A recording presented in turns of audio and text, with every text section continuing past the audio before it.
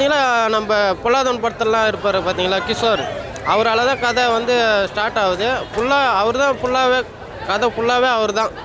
இப்போ போலீஸ் அதிகாரிங்கெல்லாம் பார்த்தா தப்பு செய்கிறவனை விட்டுட்டு தப்பு செய்யாதவங்களுக்கு தண்டனை கொடுக்குறாங்க பார்த்தீங்களா. இதுதான் வந்து படத்தோட ஸ்டோரி.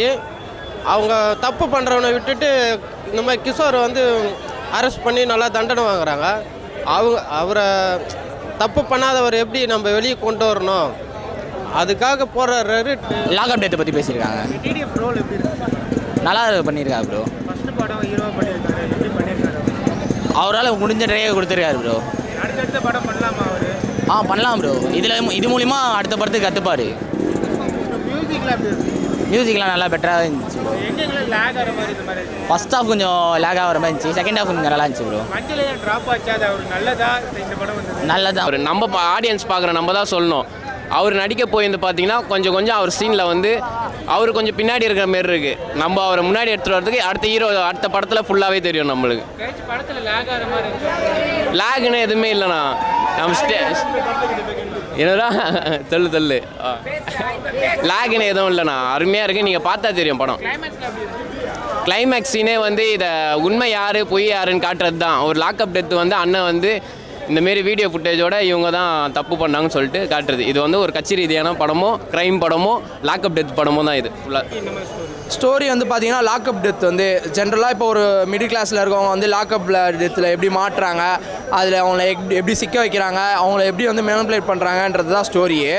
அதை தவிர்த்து பார்த்தீங்கன்னா வந்து இதில் டிடிஎஃபோட கதை பார்த்தீங்கன்னா அவர் வந்து ஒரு கேரக்டர் பண்ணியிருக்காரு. அந்த லாக்அப் டெத்தில் மாற்றோரோட அவரோட ஒரு இது எக்ஸ்பெக்ட் பண்ணி வரல படம், அதனால் அப்படியே சும்மா வந்தது தான். ஓவராலாக படம் எல்லாமே குட். ஸ்க்ரீன் ப்ளே, டைரக்ஷன் ஒர்க்லாம் நல்லா இருக்குது. டிடிஎஃப் வாசன் பார்த்திங்கன்னா அவரும் நல்லா பண்ணியிருக்கார், பர்ஃபார்மன்ஸ் நல்லா பண்ணியிருக்கார். படம் அதான் அவர் படமே நல்ல ஒரு கதை தான். இது நல்ல கதை சூஸ் பண்ணி தான் நடிச்சிருக்காங்க. ஸ்க்ரீன் ப்ளே, டைரக்ஷன் ஒர்க்கு எல்லாமே நல்லா இருந்தது. எது லேக்லாம் தெரியல, எல்லாமே நல்லா தான் இருந்தது. புரியல.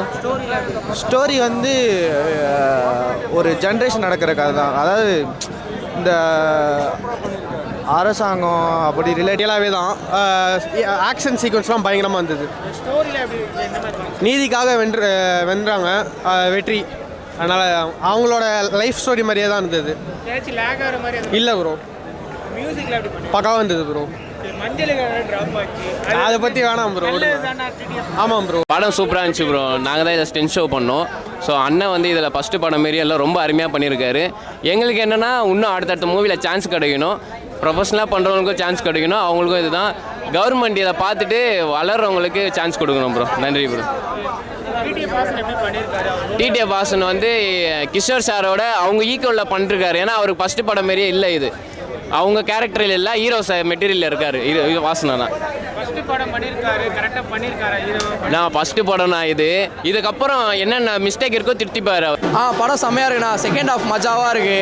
செகண்ட் ஹாஃப் தான் வந்து கதையோ சூப்பராக சொல்லியிருக்காங்க. செகண்ட் ஹாஃபில் ஃபஸ்ட் ஹாஃபில் வந்து சும்மா லைட்டாக அங்கங்கே காட்டியிருப்பாங்களே தவிர செகண்ட் ஹாஃப் செம்மையாக இருக்கும். ஃபஸ்ட் ஹாஃப் வந்து ரொம்ப கம்மியாக தான் ஓடிச்சு, ஆனால் செகண்ட் ஹாஃபில் தான் சூப்பராக சொல்லியிருக்காங்க. படம் போன டைமே தெரில. ஒரு படம் பார்க்குறோன்னா போர் அடிக்காமல் போகணும்னா பார்க்கலாங்க. படம் வந்து டைமே அதில் அது டிடிஎஃப் நல்லா நடிச்சிருக்காரு. செகண்ட் ஹாஃப் சூப்பராக நடிச்சிருக்காரு. ஃபஸ்ட் ஹாஃப் கூட அவ்வளோ இல்லை, செகண்ட் ஹாஃப் செம்மையாக நடிச்சிருக்காரு. செகண்ட் ஹாஃபில் வந்து நல்லா இருந்தது ப்ரோ. ஃபஸ்ட்டு படம் அப்படி மீன்ஸ் நான் டிடிஎஃபோட ஃபேன் தான். நான் வந்து சும்மா வந்து பார்த்தேன், நான் மட்டும் தான் வந்தேன். இப்போ நைட்டு பசங்களோட வருவேன். ஸோ படம் சூப்பராக இருந்தது. எல்லாம் பக்காவாக பண்ணியிருந்தாரு ப்ரோ. ஹீரோ மாதிரி தெரியுதா? யூடியூப்லேயே நல்லா பார்க்குறேன். டக்குன்னு ஒரு ஹீரோ படத்தில் நல்லா பண்ணியிருந்தாரு ப்ரோ. கேரக்டர்லாம் எப்படி இருந்துச்சு? ரியல் லைஃப்பில் இருந்த மாதிரியே தான் அப்படியே தான் பண்ணியிருந்தார்.